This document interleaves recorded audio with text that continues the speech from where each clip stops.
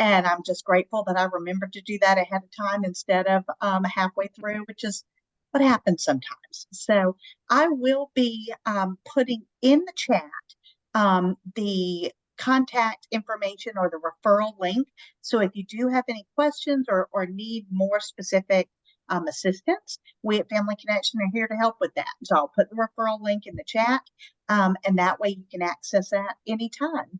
But for now, I'm going to zip it, stop talking, and hand it over to the experts to help us figure out how can we best communicate with the school and our children's teachers.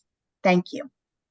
Thanks, Melissa. I'm so glad to be here today. And I am a retired public educator, was a general and special education teacher, and also served as a special education director before I retired. I was in the Berkeley County School District. I now do consulting.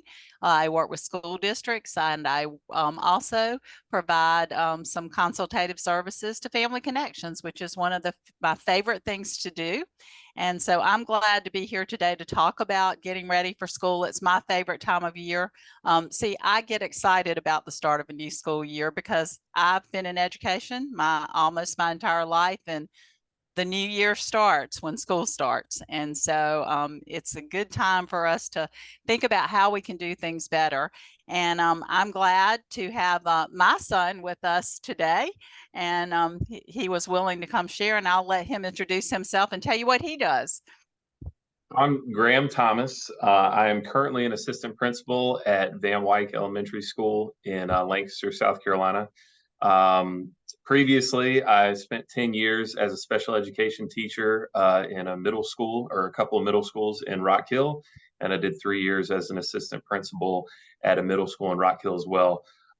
So, this just finished year 15 of education. I also am excited about the school year to start because I'm always thinking about how we can do things better, and I'm excited to get back to it and try to make things better and smoother and more productive for the coming school year. So yeah, very excited that I can be here and hopefully provide some good information. Well, Graham, it's the beginning of the year, and some of our schools in South Carolina have already started, and we have some starting next week. And so there's no time like the present for us to really think about how we build those positive relationships. We know that positive relationships between our school and home is so important, and it takes both. In relationships, it takes two sides. And I want to just also say that we have to remember that right now in our educational system, we're experiencing a great shortage of teachers.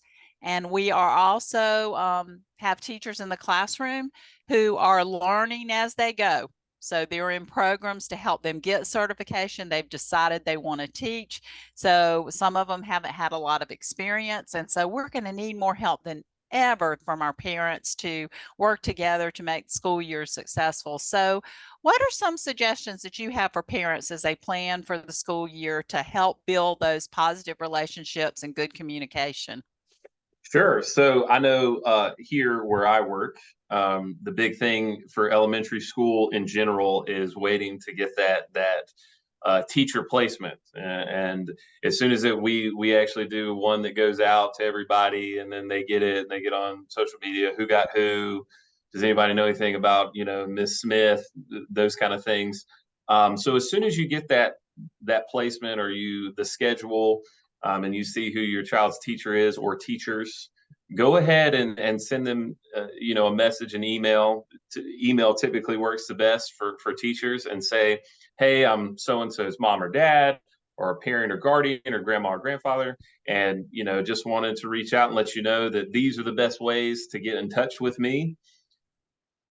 I think that goes a long way with teachers in general, because we're always looking for the best ways to communicate. I know that in my time in Rock Hill as a teacher, I had trouble getting a hold of parents sometimes. So if you want them to know the best ways to get a hold of you, if you're not an email person, some people aren't. We send emails, and some people don't check their emails anymore. They're like, listen, I'd rather you give me a call, or texting isn't really one of those things I promote doing for the teachers sometimes, because that can cause its own issues. But if that's something, there are different apps and things that people can communicate through.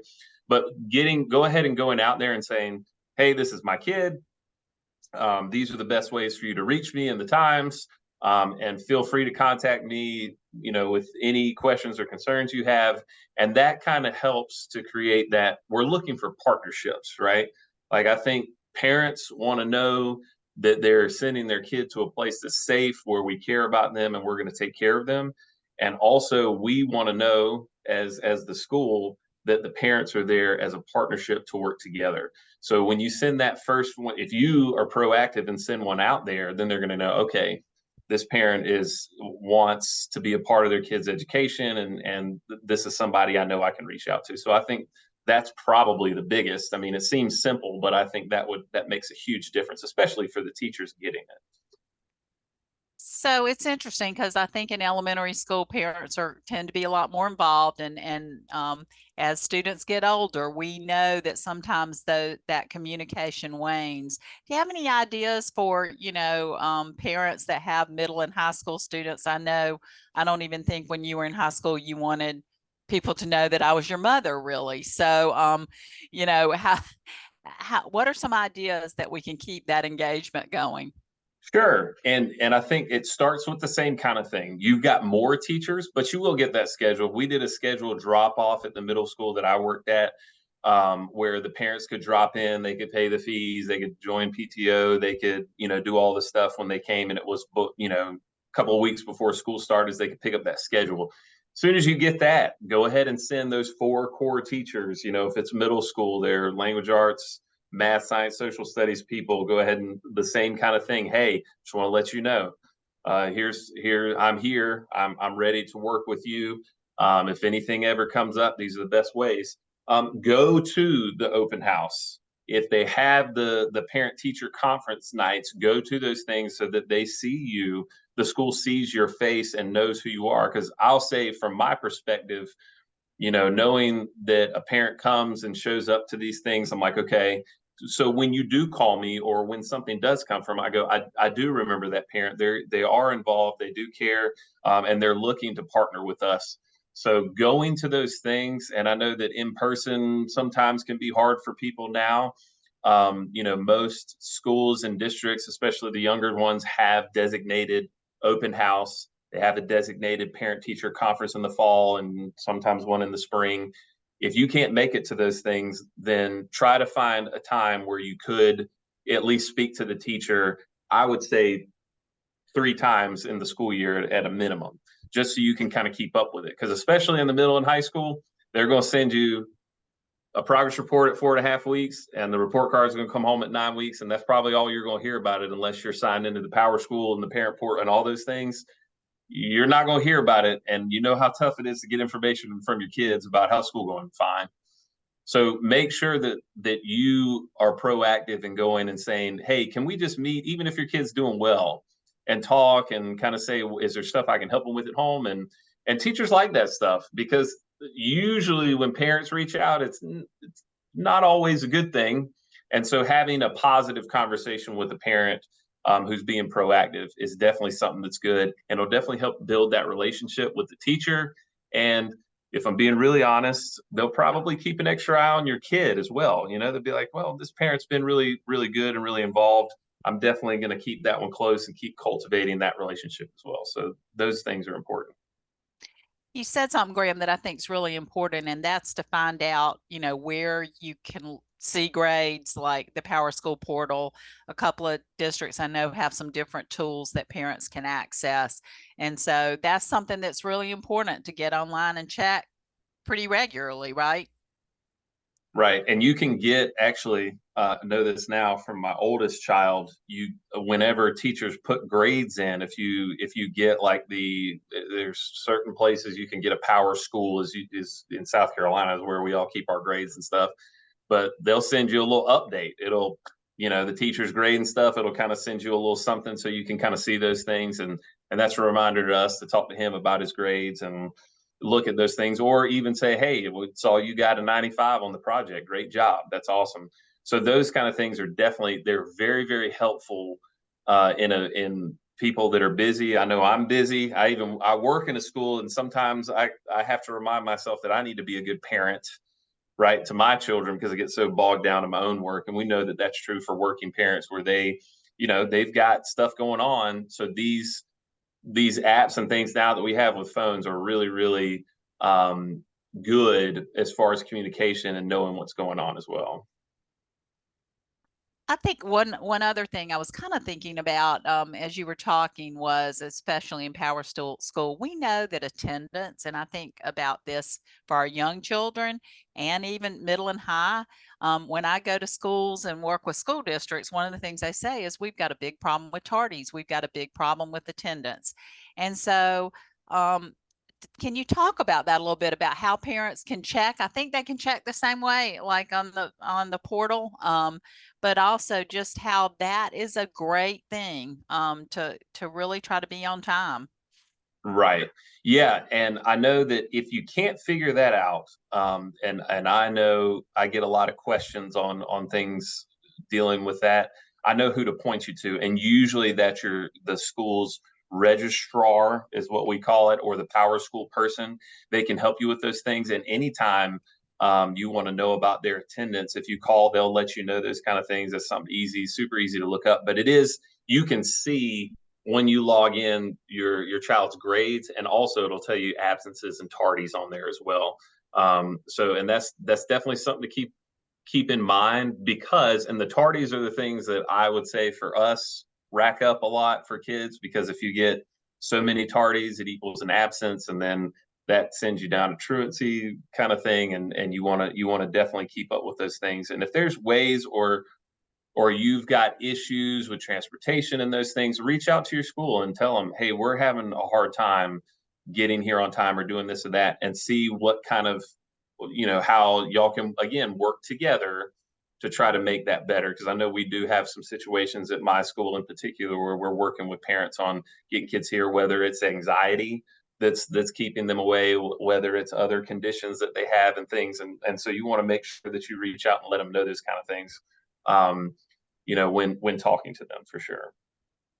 And that's really important. And I think realizing and how we all have to work together is, our teachers are very busy, and a lot of them are not getting a lot. We're trying, we have a mandate for planning time for elementary, but a lot of times teachers are helping cover classes because we have a shortage of subs and all kinds of things. So remember, a lot of times if they don't reach out to you, it's not because the teacher doesn't care.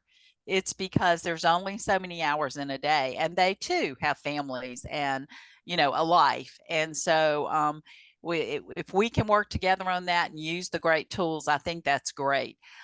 So, over the years as a teacher, I've had parents reach out to me. They've sent me a book to read about their child sometimes, and sometimes I don't know anything. So what are some things you think it's important for parents to share with their child's teacher so that they can get to know their child? And we have some great, Family Connections has some great tools, but as a school, what are things y'all need to know?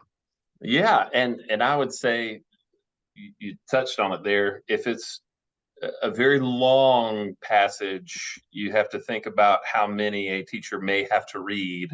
So you would want to make sure that it's concise and put it in there. And I think one of the things that we do at the end of every year, before we do class schedules, is we send a survey out to the parents asking them what kind of teacher do they feel like would be great for their kid, and what are some strengths and weaknesses. So I think those are the biggest things for me. What, as you as a parent, what are you looking for them to get better at? Are they struggling with reading a little bit, and that's your biggest concern? Are they really good in math, and you want to let them know that? Do they really like sports? Maybe give them some interest in those kind of things, to say, here are the things, that they're good at. Here's some things that we want them to work on. Here's what they like. And then also, if they've got any issues, I know when we have kids come from other counties or states, sometimes they've got some concerns, and maybe you're worried to share those with the school because you think there's going to be judgment. And from my experience in every school that I've been at, it always helps for us to know about the issues that they're having so that we can be preventative instead of react to something that happens.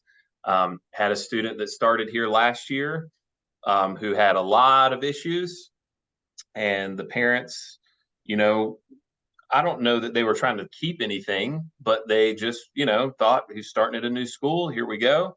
And we definitely, it took us probably 2 months to get him figured out, situated, and understand all of his needs. And then we were able to create a schedule and give him to, or have him working with the right people to help him be successful. And had we known those things up front, we could have done that from the beginning, right? Like we could have streamlined all of those things and been very preventative, instead of just trying to react to what's going on in front of us. So again, if they have issues or they've got problems, or they've had, challenges that they've been facing in other schools, sometimes a change of environment, they can be a completely different kid, but also knowing those things and trying to set them up for success is really important for us too. So that's really, really important.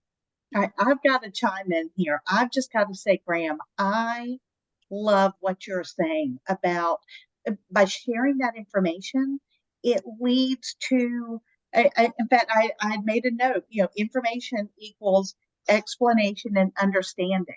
It helps the school understand maybe why is my kid doing this, or what else is going on, and that doesn't even apply just for kids with special needs. I know whenever my son that has autism, when he was 3, he was having a pretty significant surgery, and we let the elementary school know where my older kid went to school. Hey, grandparents are going to be coming in. We're going to be at a hospital up in North Carolina for at least a week. So if you see any kind of squirrely behavior, Jackson's acting a little bit different, it's because things are a little different at home right now. Mom and dad aren't there, grandparents are in town, they're on duty, and things are different. So it helped provide an explanation of what they might be seeing, just to kind of give Jackson, my older son, maybe a gentler touch, to help understand what was going on. So I really appreciate. I had to just chime in. I really appreciate your sharing that with us. And I think that's important all through the year. And I know just in Berkeley, we had a naval station. And so a lot of times parents would be deployed. This is just another example. And it's important that we knew that, because a lot of times when deployment happens, so there's changes in the family structure. And so anytime any of those things happen, I think it's a great idea. Let the teacher know, let the counselor at the school know. Those things really help us so that we can get ahead of it and be preventative and give the child the support they need, because family changes impact everyone, and so I think that's important. And I think also any things about your child that you think is good, if they're anxious about school starting, if they're worried about friends, if they're any of those things, just go ahead and send a email to the teacher and let them know. So I kind of think about how important it is that, we know parent engagement is a huge piece of student success. And so what are some ways, Graham, that you think, what are some things that parents can do to really help the school, things they can be involved in, that really do foster good relationships, but also it builds our community? Sure. I think and I'll tell a story first. So we, a lot of elementary schools do spelling tests, and I'm not a huge fan of spelling tests, as I was not a good speller, still am not. But I was a good memorizer, so I would just memorize the words and did just fine, and everything's okay. And we were having some issues the very first year that I was here, because I wasn't used to spelling tests being from middle school. But we were having a lot of issues. There were a lot of kids in a lot of classes that were not doing well on these spelling tests every week. And so when I was meeting with this grade level of teachers, I said, guys, we got to change something with this, because there's so many kids failing these spelling tests and we're not, so something's wrong, right? If all these kids are failing the spelling test, then we're doing something wrong. It's not the kids aren't smart enough or whatever. We have to figure out a better way to do this. And so what I said was, I want, because they were given one a week, and that was devastating to the grades of lots of kids. So I said, we're going to put a halt on the spelling test until we can figure out a better way to do this.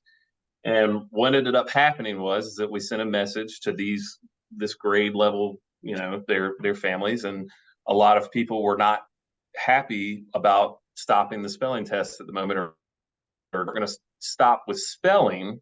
We were just going to stop grading it. And so they took to social media and put some stuff out there, and a lot of nasty comments were made specifically about me, that I didn't know how to spell, or that maybe I was dumb. So whatever it was, it's fine. But one parent there were over 100 comments on this one post that somebody made about spelling tests. One parent did call me and asked about it. I explained just like I'm explaining to you, and they were like, "Oh, well, that makes a lot of sense. When I was reading the message you put out, maybe it didn't look that way." And I said, "Well, that's on me for not communicating effectively enough of what our point was." And so that person went on there and, made some comments and said, "Hey, give them a call." So what the point I'm trying to make is, social media is a powerful tool. We use it to communicate with our parents. Parents use it to communicate with each other about things that are going on. A lot of people get their news information from that. But I would say, if there's a concern or something that you don't understand, give us an opportunity, give the school an opportunity to tell you about it before it goes out on a platform with no context. Because that one message ended up being a lot of people becoming upset about something that they wouldn't have been upset about before, and then kind of frames it in a negative light, when what we were trying to do is do the right thing for the kids, and not penalize them for not being a good memorizer, or not. What we were doing was just not right. And eventually we went back to having some spelling tests and grading some things in a different way. But that's one thing where social media is big, and I can't tell, just like when I was talking to the parents, I can't tell anybody, we can't tell anybody, don't post about anything. No, I think everybody's free to do those kind of things. But I would say, if it's going to be something that does paint the school in a negative light, it would be, I think, courteous of anyone to kind of go to them first and say, "Hey, can you help me understand this?" Just like, in the same sense, if there was something going on that happened with your kid, they're talking about something that happened at home. Maybe they talked about ordering a Blue Moon at dinner, and that got you concerned, and then I call and they go, "He's a jokester. It's not a big deal," right? Like, I would reach out to the parent to ask, "Hey, help me with what your kid's talking about here, because some things are not adding up." So I think that kind of goes both ways there. But that's one of the big things, is giving us an opportunity to, again, partner in making the community and the school a really good place, and a place that's good for kids. And then all the other things that we've talked about. Come, if you can, go to the open house, go to the parent teacher conference. I know that it's hard, and it's hard for me, working in a different place than where one of my kids goes, to go to their concerts and stuff if they're during school or whatever. But try to make an effort to do that as well, because it really means, I know here each of our grade levels does a concert, and that really means a lot to the kids and to the parents when we see you guys there. So all of those things, just being as visible as you possibly can, because I know, for me, again, seeing those parents and making that connection really helps, for sure. And I think that's so important. And I was thinking about other ways that we can help the school. And I know, even as a grandparent, I want to help my grandchildren's schools. And sometimes we can't be at everything, and we can't volunteer because our jobs don't allow that. But there are a lot of other things that parents can do to give back to the school. I know for your school last year, I donated some gift cards that could be used for teachers for, they do some drawings. I mean, that's one thing I can easily do as a grandparent. I can't be there all the time. We don't live close to each other, but I can't volunteer. You probably don't want me to volunteer, but um, but those are some things. Are there other things like that that you can think of that, parents can do to really support the school in a positive way? Yeah, I mean, I know like exactly what you're talking about. I spent a lot of time last summer trying to make partnerships with businesses, especially small businesses in the community, um, and not even necessarily from a standpoint of, hey, buy an ad or come donate to this or that, but more of a, can somehow we make a connection? We have a hair salon that's right next to us. I'm pointing at it because it's right over there.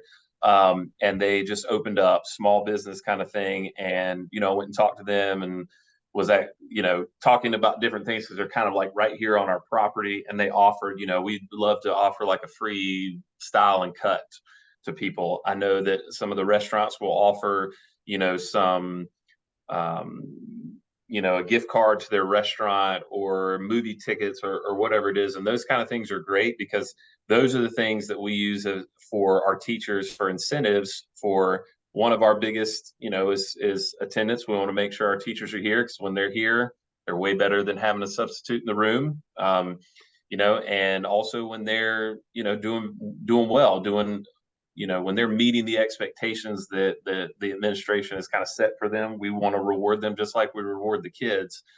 So having those things is really great. So if you have those connections, sometimes people are looking for stuff. I know when I talk to one business, she gives away a gift card every 25. She gives $25 or $30 every month to somebody. So, well, it might as well be us, right? If we're going to be here. So it's those kind of things that I don't know about or the school doesn't know about, but those are also great ways that you can contribute.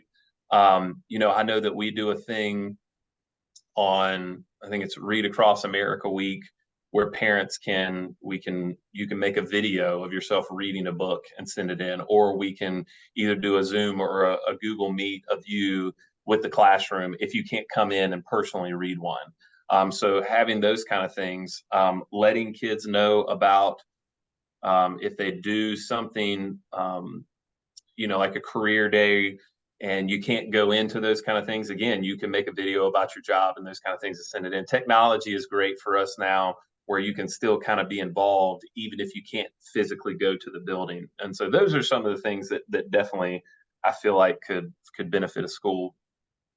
And I think those are just trying to think about all the ways. I was working in a district last summer before school started. It was so interesting because they had several of their faith-based ministries who were actually had provided lunch for the teachers on the professional development days. And so we can all pitch in to support our teachers. And I think that's the name of the game. And to support our school, this is where you're sending your child every day. And so it's a family and a community, and we want to build those partnerships. And that's one of our key words. I want to talk a little bit more, and you already touched on this a little bit, Graham, about social media. Because our education system is under attack on social media a lot. And, our teachers didn't sign up for these high paying jobs, by the way. They knew what they were going to make and decided they wanted to do this, our administrators. So what are things that we can do to really promote positivity on social media? What kinds of things can you do to build those positive? I want where my child goes to school to look like a great place. Sure. So what are some things we can do? And I know that my current principal is not a big social media guy, from a standpoint of that he just kind of wants to be right here, want to have all this hoopla and attention on the positive or the negative side. But parents do love to see pictures and stuff of their kids, and we like to promote what we're doing and all of that through social media. So if you're not following or liking or sharing your school's social media page, that would be somewhere to start, right?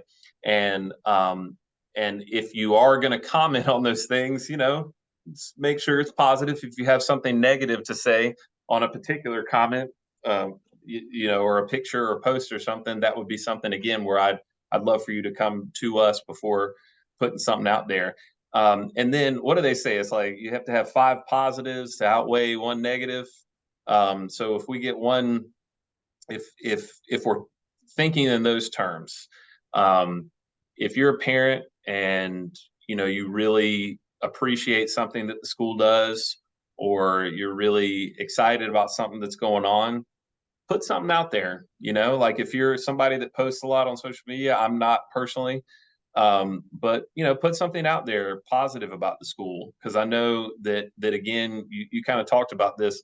We are going to have people that post when something negative happens, and things will happen. That's just the nature of what we do, and how things go. So if something positive is going on, or something you really like what a teacher said or did, give them some love out there. I know that means more than a $25 gift card. I'll tell you that when we spotlight teachers on our social media page, again, it means more to them to see the parents that say, yes, Miss Jackson was awesome. Best teacher my kids ever had. Oh yeah, she's amazing. My kid grew so much in the class. Those things mean more than money or the gifts, or any of those things. That's what keeps the culture of a school, the teachers who are taking care of our children every single day. That's what keeps them going and gives them life, and say, you know what, I'm gonna work a little bit harder. I'm gonna do a little bit more because these people are counting on me. So when you go out and say something positive and do something positive, it has a huge impact. On the other side of that, the negative stuff is what is pushing people away. And I think that if we think about that from a standpoint of, we all have kids, unless you're paying for private school, we all have kids in public schools, and we need those good teachers that are in there. And the only way to keep the good ones is to keep showing them support and love and encouragement. So I think those are the kind of things that are important, because it's not too often that parents are posting positive stuff, but it does happen. I am we actually have a group where most of our kids come from. One neighborhood's a very large neighborhood. Seems like they could swing a vote in the county if this one neighborhood all voted one direction, but they have their own Facebook page, and they post a lot of stuff on there. It's a lot of good stuff. And a lot of times if I see it, I'll screenshot it, send it to the teacher, and say, look at how awesome you are, and how great these parents are talking. Because sometimes they don't see that kind of stuff. So again, it's those kind of things that really help to keep the culture of the school up and keep good teachers in our buildings. And that's important, because we are hearing from teachers when they're in surveys that it is because of the negative, all the negativity that is driving some of them away from the profession. And if you don't use social media, even an email, or boy, I still have a folder with some handwritten notes, and they mean the world to me. And after all these years, I still have them.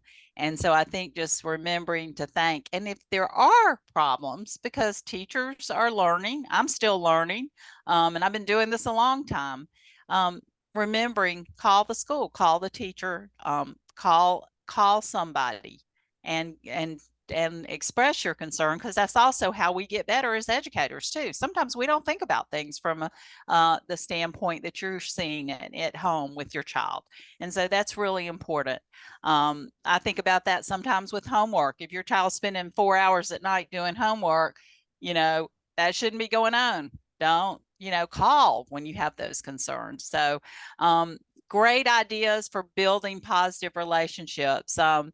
Yeah. Melissa, any thoughts? Lots of thoughts, lots of thoughts. I really appreciate all of this. One of the things, going back to that communication and the information that earlier, Graham, whenever you were talking about Power School, that is so helpful, making sure that we as parents are informed of, we might see our child do their homework.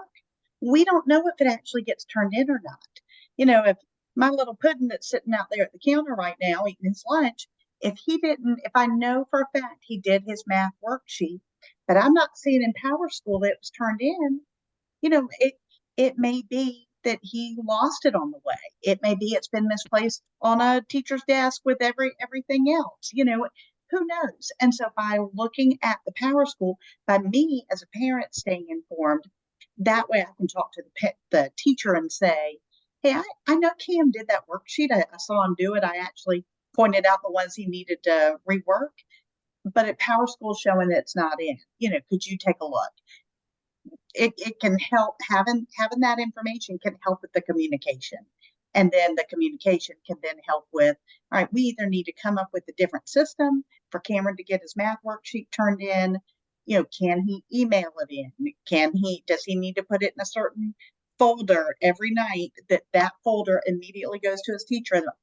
All of those things are really, really important, to have the information, and then that can inform what we do to better help our kids. So I appreciate that. Melissa, that's such an important point too. And I think, I want to bring this back. Not everybody here has a child with a disability, but when we think about special education, part of our law is to get input when we're writing that IEP. And those kinds of things are a form of data collection for input. When you let us know as parents, hey, this isn't working, I just had to laugh because I think how many papers are like in a dark hole in a book bag. There may be a whole parallel universe of lost papers. And so when we think about that, that is a form of you giving input to the school that we can then use. And sometimes we may need to write some accommodations into the IEP or into the 504. And so communication helps us do a lot of things, builds positive relationships, and it helps us to get kids what they need to be successful. So there was one thing that I forgot to mention, when it comes to communication. I know that, especially if something maybe that you're upset about as a parent, and I've definitely been upset at some certain situations as a parent myself, with maybe what had happened, or what my perception of what happened based on what my child told me, right? Start with the teacher and work your way up. And I say that because a lot of times if you call somebody like me, like the assistant principal, and I get calls all the time, I don't know what the situation is. I'm hearing it from you, and I'm going to have to go talk to the teacher and then talk maybe to your child and then come back to you. Whereas if you're going to the teacher, if that's where the issue or the concern or something you don't understand, that's the person you probably should start with. And if you couldn't come to a resolution, then of course that's how you move up the chain from there. But I would say that because I know that a lot of times, and all the principals I've ever worked for, if somebody comes directly to the principal, they usually send them back to whoever they're having the dispute with to say, have you talked to this person yet? And sometimes that rubs people the wrong way.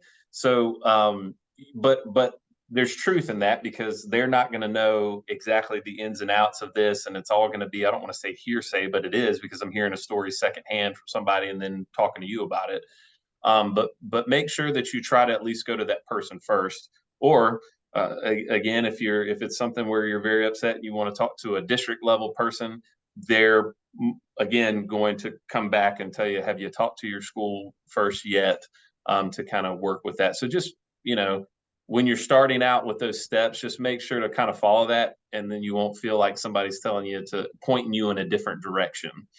Because I know that can be frustrating when you feel like you're trying to get answers and people are saying, well, have you talked to this person, or this person? Well, start with the person that you're, where you have the issue, concern, or something misunderstanding.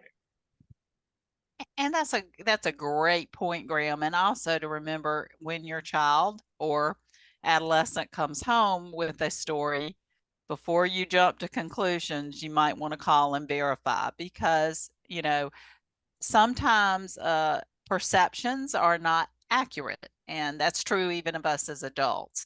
And so before we get upset and start calling other people and getting everybody upset, this is what you see sometimes happening on social media.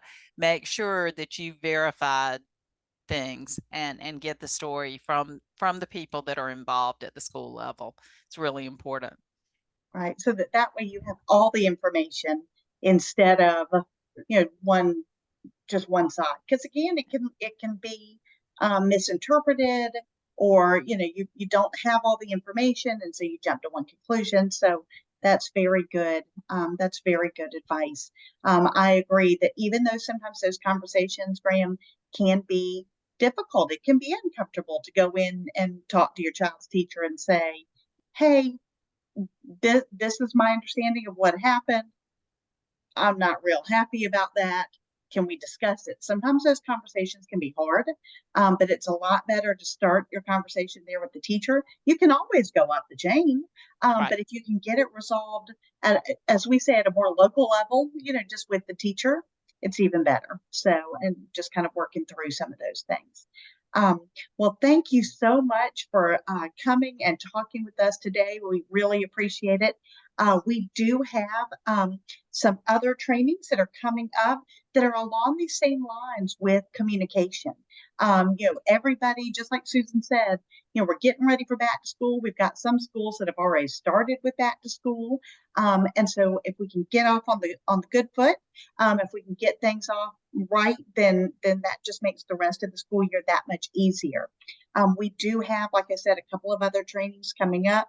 On July 31st, we have a You Asked, Parents Answered, positive communication between home and school. So today we really had the benefit of from the school perspective, and school, what are things that we can do to help with communication with the school from school administrator, which is great. Next week we will have, from the parent side of, hey, what are some things that we've done to make communication better at all these different levels, whether it's elementary, middle, or high. Because just like Susan said at the beginning, whenever you start getting to middle and high school, especially, I'm a mom of boys, you ask how the day went, fine, good.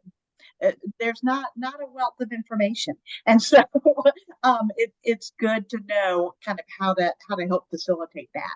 We'll also be having on August 7th, for those of you who have children that may have asthma or respiratory issues, an asthma ed, what to know before back to school. So that information can be really helpful to know, these are some things I might need to discuss with my child's teacher. These are things I might need to discuss with the school nurse in preparation for back to school. So I encourage you to take a look at the Family Connection website. You can click on our calendar and you'll see all of the trainings there.